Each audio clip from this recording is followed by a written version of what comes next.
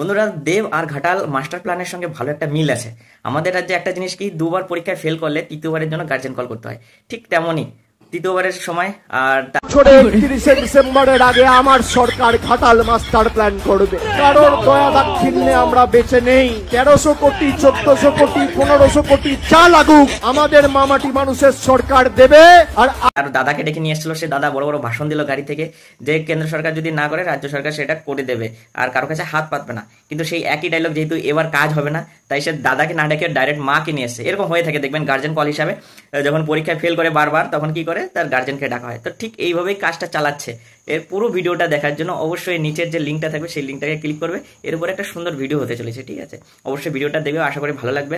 আর master তো মাস্টারই হয়, আর ছাত্র তো ছাত্র। মাস্টারের জায়গায় কখনো ছাত্র নিতে পারে, আর মাস্টারের সঙ্গে মোকাবেলা করা ছাত্রের এতটা ক্ষমতা নেই। এই জন্য মাস্টার প্ল্যানের কাছে দেবের প্ল্যানিং সবসময়ের জন্য জিরো লেভেলে থাকবে। কখনো মাস্টার